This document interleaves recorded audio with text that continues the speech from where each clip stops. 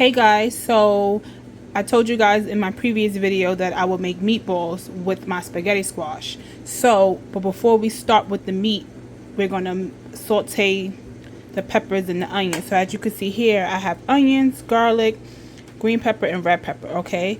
So what I like to do is sometimes you can either do it two ways. You could put it in the inside of the meat raw and mix everything up, or you could do it this way, which I like, which is sauteing the vegetables first because it brings the flavor out in the meat.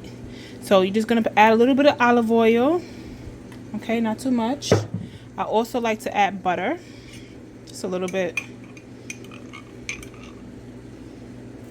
Okay. Your fire can be on medium high, medium low rather.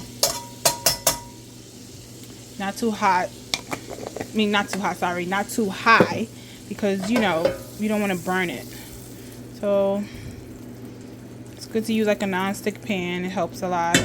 So once you do that, you're going to do your garlic,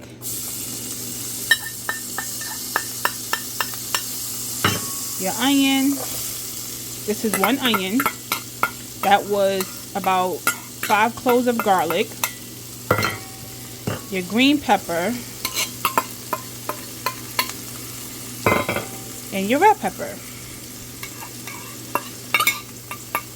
So, and you're gonna just cook that up, let that cook, and we'll let this cook for a good maybe 5 to 6 minutes until it gets brown, and then we're gonna work on the meat. You want to make sure as your vegetables are sauteing, you want to stir it up inside of the butter and olive oil, you know, glaze it up. And then we're going to put a lid on this, okay? And like I said, about 5 to 6 minutes, at least until it gets brown. Hey guys, so while the veggies is sauteing, the onions, the peppers, the green peppers, and the garlic, we're going to start with the meat. So with the meat, we have, this is about 2 pounds of ground beef, and I'm going to use some pork sausages. I have about 4 pork sausages. Now if you're a person who don't eat beef or pork, you can just get chicken Italian sausage and just get turkey meat, or ground turkey meat or ground chicken, whatever you prefer. So what we're going to do is take this casing. You see this casing here? We don't want that. So we're going to take that off, which is simple. And we're going to take all of it off, because this is going to help us. By taking it out, we can mold our meatballs. See, it just comes right off, guys.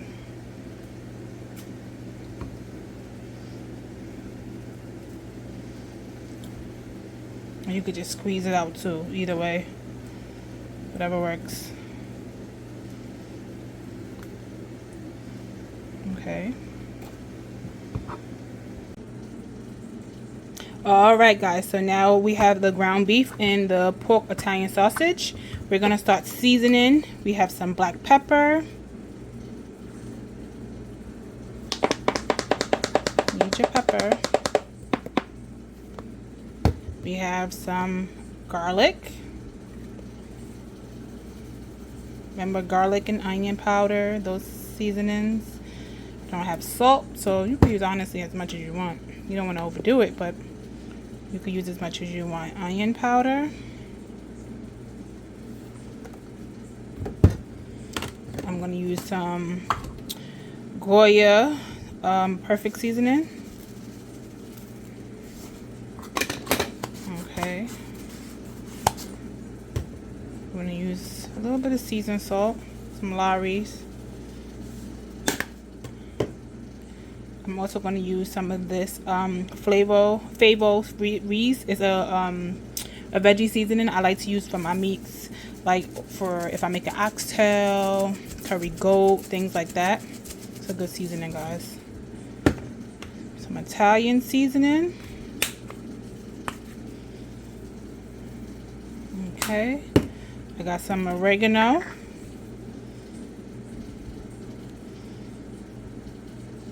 Okay, and then I also, last seasoning, we got some basil.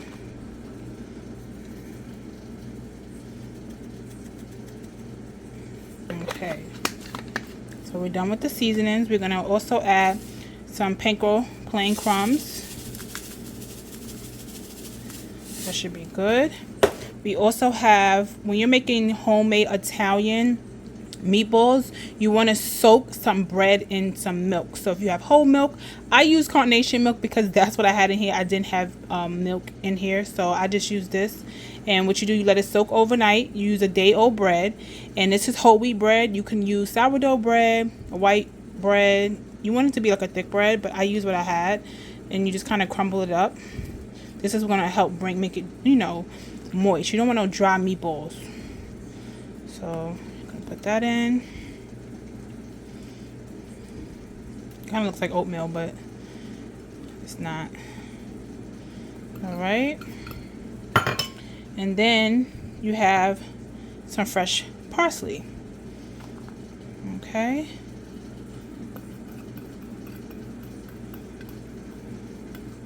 Right. We have some fresh Romano Parmesan cheese. Some of that. We're going to use 3 eggs. These are 3 large eggs.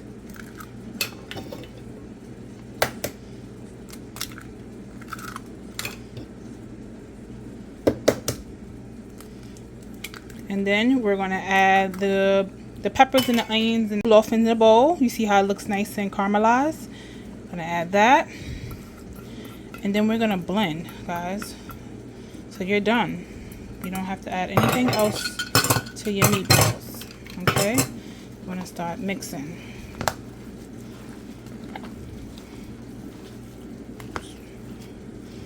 Make sure you get it all in. Okay. Now you can not, if you don't want to, like I said, you can put the peppers and onions in raw if you want, even the garlic, but I just feel like it brings more flavor to your meatballs. And even if you're making, like, for example, meatloaf, I do this for my meatloaf. It makes it taste so much better. Okay.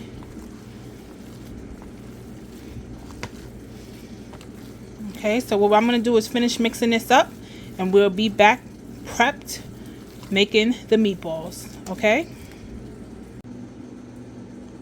Hey guys, so I made the meatballs. My meatballs are really huge, right? But that's because I want them to be big. You can make them smaller or even bigger depending on how you decide to do them. But just know if you make them big as this size or any bigger, you know, make sure when you cook them thoroughly. So you have options to cook them. You can either put this pan in the oven if I wanted to, or I can fry them in the pan, which I'm going to do. I have some olive oil in there, or you can air fry them. So we're gonna fry them. So let's place them. I'm gonna place them. Be careful because it's hot. And you can even make like a meatball sandwich, guys, too. Then in my following video, you're gonna see I'm gonna make the sauce. So I'm gonna leave 4 at a time because I want to make sure I don't want to crowd the pan because I want it to cook good. And we'll be back with the final touches of the meatballs, and then I'm going to work on the sauce in the next video. Hey guys, so I want to show you, you know, when I turned the meatballs over, how they should look. If you want it a little lighter, you can flip it sooner than I did. I let it cook for about 2 to 3 minutes, and then I flipped them. But you want to make sure, just because it look like this, you want to still make sure the inside is cooked. So that's why you keep your fire not too high, so that it will cook. And then you also could put a lid over it for just like a little bit. Just let the steam help cook it. But yeah, this is how it should look. It should look nice. It's not burnt. It's just nice and brown. And then once you get your sauce ready, you're going to put your sauce over it, and it's just going to be absolutely delicious. So we'll be back with the sauce. Hey guys, so we're back with the sauce that we're making. So I put a little bit of olive oil, you know, inside of the pan, because I'm going to add some more garlic. Okay.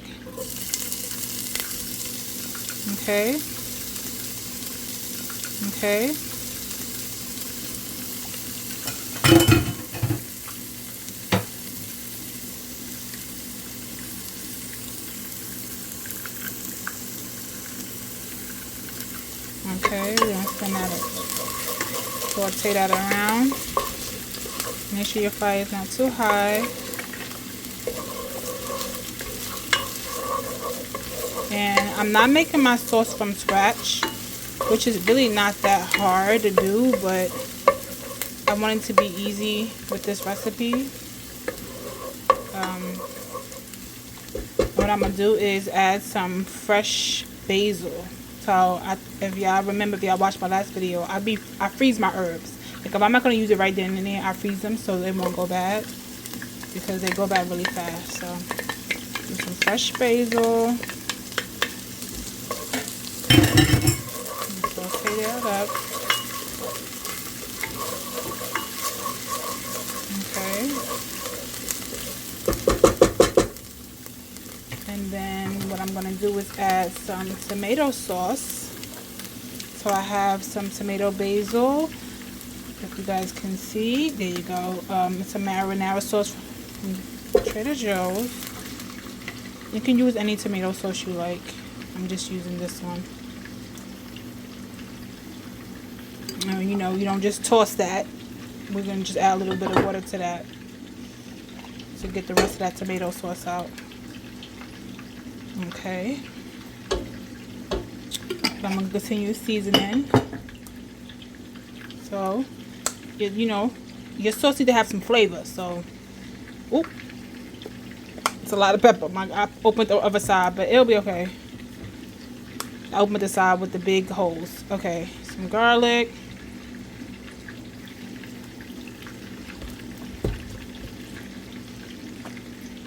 Some onion.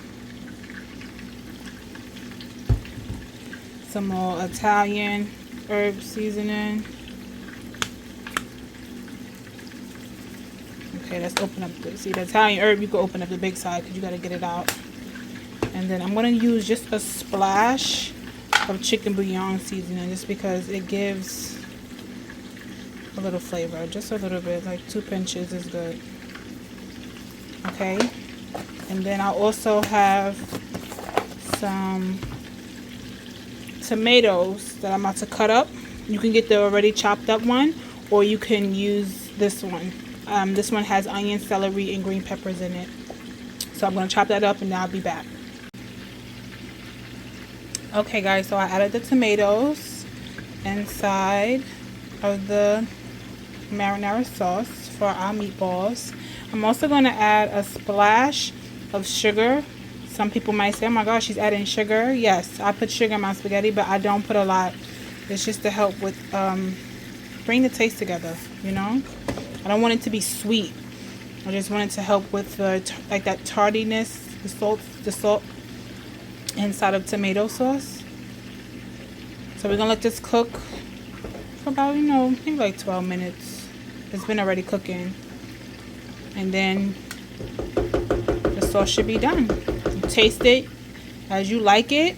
If you need more seasonings, you add more seasonings to it. If it's good, it's good. Okay guys, so these are the meatballs, as you can see, and what I'm going to do is place them in the oven for like 10 minutes just to make sure the inside is fully done, and then we can finalize our meal. Okay guys, so I added the meatballs inside of the tomato sauce. I didn't add all of them, of course, they're too big. So this is what I added for right now, as you can see. And now we're going to plate our food. Alright guys, it is finished. Italian meatballs, homemade, with some spaghetti squash for my pasta. Now you guys can use regular pasta, but I'm doing a substitute, trying to cut carbs and calories. So I added some Parmesan sprinkles on top and some dry parsley flakes. And there you go, all done. Have a good day. See you in the next video.